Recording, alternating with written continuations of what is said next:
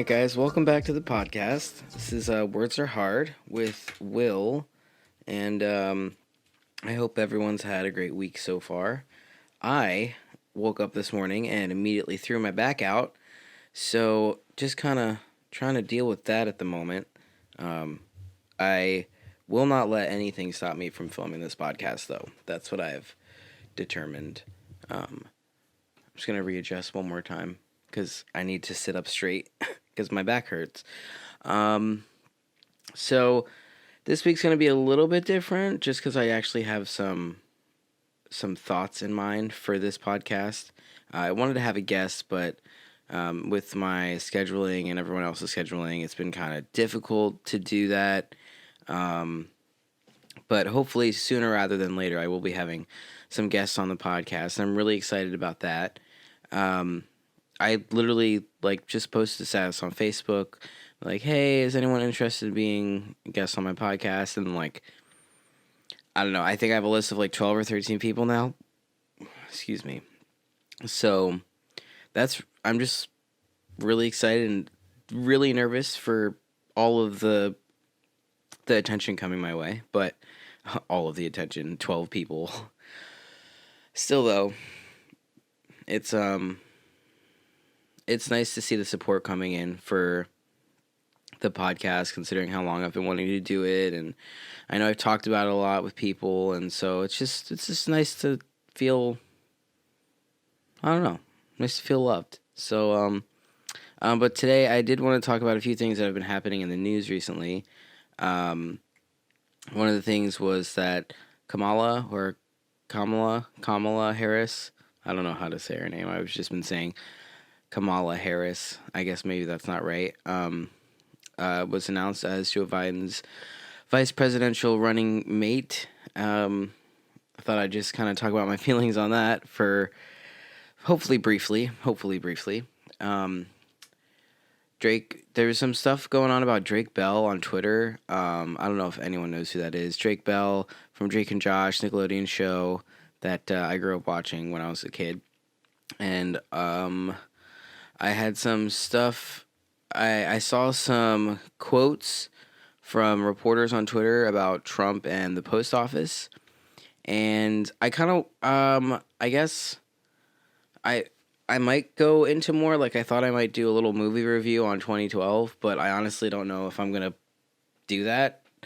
I didn't really think much past that. I think, maybe at the end it might just be another update about me, and yeah, I don't know. We'll see how it goes from here. But the first thing that I wanted to talk about was Trump and the United States Postal Office. So I don't know a lot about the details going on behind the scenes or anything. I do know that there have been a bunch of delays in everything that I've been getting shipped. People aren't able to track their packages all the time. I know that the United States Postal Service has been getting defunded in one way or another for the last couple months. And I actually, while I was looking for my tweet thread, or the tweet thread about Kamala Harris, I found a reporter, or a woman who is a CNN political correspondent, said that Trump saying clearly on Fox why he won't fund USPS, quote, now they need that money in order to make the post office work so it can take all of these millions and millions of ballots, but if they don't get those two items, that means you can't have universal mail-in voting. So, I mean, I think we all knew that Trump was defunding the post office for the election. He said he wanted to delay the election, and then all of a sudden he's defunding the post office, which in the middle of a pandemic is the only way most people are going to be able to vote. Which is why I think Joe Biden announcing Kamala Harris as his running mate has been, controversial is it's everything but controversial. I I have so many thoughts and feelings on it, and I did post publicly on Facebook about it, but Trump has done a lot of bad things. Like, he has got to be hands down one of the worst presidents we've ever had. He's incompetent. He can't control his emotions. He fucking tweets on Twitter like he's a 16-year-old girl having a prom date. I don't even know where this metaphor is going. But like, I realize that, like, I am trans. I am a person of color. I have a lot of medical needs when it comes to mental health and my physical health, and I have been affected by Trump's presidency in one way or another. Maybe not as much as other people, but I understand that he's bad and that he is a wrecking ball in the United States government. But my perspective is that, see, I think a lot of the people that are saying Trump is so bad, so bad, so bad, also seem to think that Barack Obama was like a fucking savior sent down from heaven to save the United States. They also probably are now looking back at Bush and saying that he was such a great Republican president, even though back then when Bush was president, we were all making fun of him the same way we make fun of Trump now. And, you know, Barack Obama and Hillary Clinton praising fucking Bush and Michelle Obama praising Bush, and it's just really fucking exhausting, to be honest with you. Like, I feel like the media just constantly gaslights us, and they tell us one thing, and then they make fun of us for believing in something that they told us 10 years ago. I don't know where this thought process is going specifically, but all I'm trying to say is that Kamala Harris is a huge supporter of the mass incarceration in this country, and she's helped fund private prisons, and she has denied trans inmates health care that they have a right to. She's helped fund the war in Syria. She's voted to help increase Trump's military budget. She's put a lot of black people in jail for nonviolent crimes. She is a former cop. And so for Joe Biden in this political climate to go out there and say, you know who I want to be my vice president? The only fucking candidate in the field who is a fucking cop. When literally anyone who is anywhere near voting for blue is saying defund the fucking police or reform the police at the very least. We're screaming Black Lives Matter. Meanwhile, the Democrats have fucking deaf ears. That's not a nice thing to say. The Democrats are refusing to fucking listen. They don't care. They say Black Lives Matter, and then they turn their backs, and they're getting paid from the same people that put black people in jail for fucking a joint. 15 years for a fucking joint. When, oh God, what is that guy's name? I can't even remember his name because he was such a piece of shit. That guy that raped that girl behind the dumpster and got 6 months in jail. I don't understand why every time when it comes down to the election, the day that it's supposed to be more than anything, we give in. Why is that when we say, you know what, I'm going to bite the bullet, I'm going to hold their feet to the fire, we can pull them left? No, we fucking can't. If we could have pulled them left, it would have happened during the election cycle when they needed our vote. If they can't even do it then, what makes you think they're going to do it after they've already won? That's what I don't understand. I don't like... Excuse me. This is why I don't necessarily like doing political videos, because I feel like I just come off as this very angry person. But when I'm talking about this stuff, I am angry because it seems like when it comes to this stuff, people so easily lose their base moral compass. Suddenly it's politics, so there's exceptions and there's, you know, special times, and like, I don't regret not voting for Hillary Clinton. Like, I have never regretted it for a fucking day. I've been upset that Trump is our president, but I've never thought, oh, I'd be so much happier if Hillary Clinton was president. Hillary Clinton is a fucking TERF. And if you don't know what a TERF is, it's a trans-exclusionary radical feminist, which means she believes basically that trans people, it's just like a phase. Or she basically believes that trans women are men and trans men are women. And that we don't deserve healthcare as a right. I mean, I guess she kind of believes that across the board for everybody when she said universal healthcare will never happen.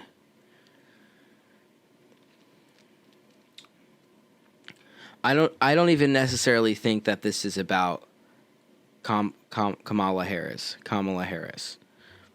I think that this is about the entire Democratic Party propping up a man who probably can't even remember his own fucking name, to then pick a sidekick who is a fucking cop, when the only things that have been going on in this country is a fucking global pandemic and then a global fucking civil rights protest against the cops. Like, I gotta breathe. Doesn't make any sense. It doesn't make any sense. We could have had Bernie Sanders. We could have had Bernie Sanders and Nina Turner as our running candidates for the Democratic Party. But instead we have Joe Biden, who literally every time he speaks publicly says something that either doesn't fucking make sense, digs his hole even deeper, or he fucking touches someone creepily. Like, I truly don't understand how we've come this far down the rabbit hole. I thought that maybe by now people would get their fucking sense and overthrow the government. Like, honestly, that's my other thing too, is like, what am I trying to preserve here? Like, I'm trying to vote for Joe Biden and Kamala Harris, so what? They win, and then everyone thinks everything's fine all over again. Meanwhile, trans people still don't have health care. Women still can't get abortions because they're not overturning any of the stuff that the Republicans have been doing. Like, I know that this is going to happen. The Democrats are going to get into office again, and then they're not going to fix any of the problems. They're going to be weak-armed against the Republicans, and then the Republicans are still going to get what they want because the Democrats are going to be compromising the whole time. Because that's literally what happened during Obama's entire presidency, was the Democrats trying to push for something and then saying, oh, it's too hard. It's too hard. I don't want to fight. The Republicans are yelling at me. I don't want to. And then we get a compromise between universal health care and nothing, which, yes, the Affordable Care Act did do a lot, but it didn't do enough. And people are still going into debt from health care. So what was the entire fucking point? The only good things that have ever come out of the Affordable Care Act is the fact that kids can stay on their parents' health care until they're 26. Oh, God, what's the other thing? Jesus Christ. Pre-existing conditions is no longer a fucking thing. And honestly, I can't think of much else because I still have to pay a shit ton out of pocket for fucking medication. I still have to pay a shit ton out of pocket to get surgery done. No matter how good our healthcare is through a company, it's still shitty. Especially when other countries have their healthcare for free. And I don't mean to yell, but it's just frustrating when I have trouble dealing with my own medical life. And I know that so many people that I know personally have to deal with so much more than I do. And I'm fighting for them. I'm fighting for me. I'm fighting for people I don't know. And this is something that has been sticking in my head for quite some time now, is I was having a conversation with my mom months ago or whatever about, racism and racial justice and just like, fighting for what you think is right in general. And I was getting angry because I was like, I don't understand why you wouldn't fight against racism. And she asked me, how is racism directly affecting me right now? As if I shouldn't be fighting against it because it doesn't directly affect me. And I feel like that just shines a light on white people's perspective in general. Why should I care if it doesn't affect me? And I think it's part mindset and part perspective on the world, but I think it is also, my mom works 6 days a week, 9-hour days every week. And she has an okay credit score. She basically lives with a guy she doesn't love because I don't know why. Because it's easier, I guess. And I think there are just, like, say, for example, because I remember having another discussion with her about it later, and to elaborate on what she said was basically like, I don't have time to worry about that kind of shit. I've got enough shit to worry about. Now, say that a job wasn't something that she had to worry about. What if she had a universal basic income and she didn't have to worry about paying rent on time because rent for people 55 and older was free? Like, if our economy wasn't so bad, here's my argument, is it possible that people would have a bigger capacity to deal with things like racial injustice and poverty in general, or mass incarceration? Maybe instead of spending all of our time and energy busting our ass for half of what we're worth, or even less than what we're worth, we would be able to spend our time on fixing the rest of the problems that we have. And so my argument comes back to Bernie's argument in saying that if we could address poverty across the board, we would be able to start addressing a lot of our other problems. Because at the end of the day, people are going to care more about feeding their families than they are about whether or not they're racist. And I think that I can't blame them for that, because I understand. But at the end of the day, racism still exists and it still kills people. So I don't really know why I decided to go on that tangent. But it's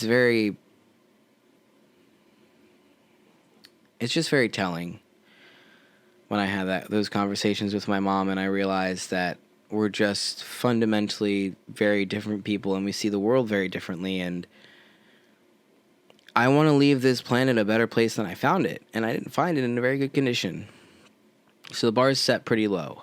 But I care more about changing the world, and I care more about trying to be a part of something better than I do about having kids. Now, will I adopt maybe and try to not fix the world, but better the world by adopting children and trying to make them into good people? Maybe that's something that I do want to do, but like, I don't even know where this mindset is going anymore. It's interesting to think about if maybe people didn't have to work so much to make ends meet, or, work so hard to get basic food, shelter, and clean air. Maybe we would be having a different conversation when it comes to racial injustice. Maybe that's why people are so defensive about it, because my mom gets really defensive about it too. It's like, how dare you say that I'm racist when I spend all my time doing stuff that has nothing to do with race? It's like, well, it's because you fundamentally don't understand what racism or systematic racism is, and you don't bother to learn about it. I mean, it's like my mom doesn't even want to fucking learn about trans issues. I've literally asked her so many times to like watch a documentary or watch a video on this, and it's like, oh, I don't have time for that. I don't know if I'd be able to sit through that. And then she says, well, why don't you teach me? Like, I want to learn about it from you. And I remember reading this thing once about how it's not my fucking responsibility to educate you on my humanity or my rights or how to fucking fundamentally respect my existence. And so it's it's hard some days. I'm just going to be straight up with you. Like, it's hard some days to exist as me. And I know a lot of people feel that way. I'm going to take a quick, short break. Right. Sorry about that, guys. I had to go ask my roommates to go quiet down a little bit. But yeah, my whole thing about politics and everything, I could talk about it for hours. I really could, but I don't want to, and I don't like that. I just get angry every time I talk about it, and I feel very fatalistic. But sometimes it's hard not to feel fatalistic about that kind of stuff. Let's see here. Do I have anything else that I wanted to talk about specifically? I feel like I had some... I have some mouth sounds for you. I did do a redesign on the podcast logo again, just because I feel like I was going for a look and I couldn't figure out exactly what that look was. And I finally, the cool brick look with the neon writing. It's really, I'm trying to go for this like vintage kind of, somewhere between vintage and cyberpunk kind of vibe. I don't even know if that vibe exists, to be honest with you, but like, shit. I'll try to make it happen. So I'm looking here just to see other things about Kamala Harris. It's really disappointing because I do want to just acknowledge that, she's the first woman of color to ever be a presidential running mate, I'm pretty sure. And if they win, she'll be the first ever woman of color to be a vice president, which is historical and incredible. And I'm thankful that we're finally at a place that we can do those things and not have it necessarily be the end of the world for some people. However, identity politics is not going to solve anything. Especially when she apparently supported a law that forces schools to turn in undocumented parents over to ICE. See, I don't think that this is going to be a controversial statement, so I'm sorry. But I don't know if your color counts if you throw other people of color under the bus. I mean, like, literally, it would be like a Jewish person turning in Jews to the Nazis. You're literally a person of color, a black woman, calling ICE on immigrants when you know what they do to the immigrants. It's a fucking concentration camp, and it's nothing less than that. Apparently, Donald Trump and other big dollar donors have helped fuel her campaign rise in California. So that's great. She also refused to prosecute the Catholic Church in that big sex abuse scandal a few years ago. Supported and funded a bill criminalizing truancy, which disproportionately harmed single-parent households, the poor, minorities, and homeless mothers. Oh, I'm pretty sure... Oh, yeah, she's, like, a big proponent of, like... I'm not going to say she's a proponent of the school-to-prison pipeline, but she's done a lot of things in support of things that help that along, I guess is the way to say it.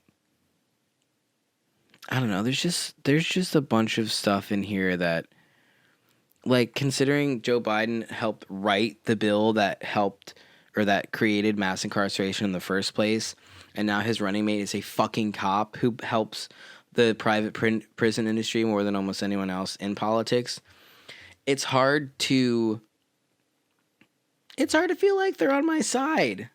Like, how am I supposed to feel like I'm voting for someone who believes in the things I'm voting for if they historically haven't supported anything that I support or denounced anything that I hate. Like, they're it.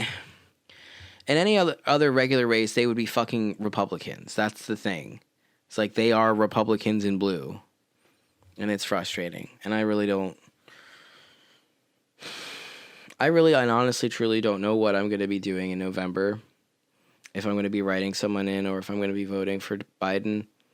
Because I keep going back and forth on it. But at the end of the day, like, I don't like supporting people that I don't agree with. Just like I didn't vote for Trump, I don't want to vote for Biden. I don't want to vote for Kamala Harris. I don't want to vote for Pence. Like, give me something I want to fucking vote for. Give me something to get excited about. Universal health care.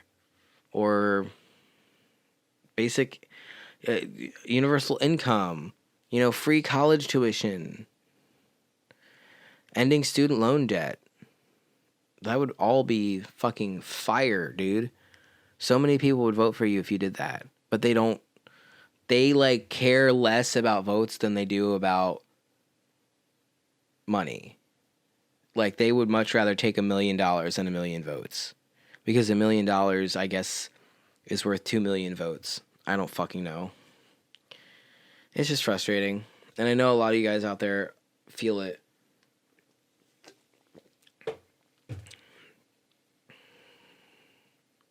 I just don't think anything's going to change. I think we really just need to tear the entire system down. Like, I'm 100% for not having a United States government anymore. Because fuck them. What do they do for us anymore? They shoot our people. They kidnap our people. They starve our people. They don't pay for our health care. They don't fund the infrastructure anymore. They don't take care of our veterans. Yeah, there's so much stuff that they don't do. Why the fuck are we giving them our money anyway?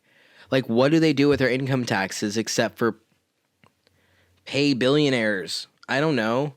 They don't fucking fix the roads. They don't fund our schools anymore. All the schools are getting private. Like, literally, what do they fucking do? They are literally useless. Set them on fire. I don't care anymore. I'm over it. I don't know when this podcast became burned down the government, but like, here it is. I'm over it. I guess that was my political podcast of the year. I don't want to make more than one. If I have guests on that would like to talk about politics, then I will go hard for politics all day long, but holy fuck. Yeah, I just literally, like, the whole world stopped for Black Lives Matter like a month ago, and then Biden's like, you know what? I'm gonna, a cop. Yeah, no, a cop is good. Yeah, no, they'll love that. Unbelievable. Why? Okay, I guess that's the end of this podcast because I don't know. I can't even get my brain to think about anything else. But thank you guys so much for listening. Sorry if I got you frustrated too. A new episode comes out every Wednesday. You can follow me on Twitter. I'll be having guests on sooner rather than later.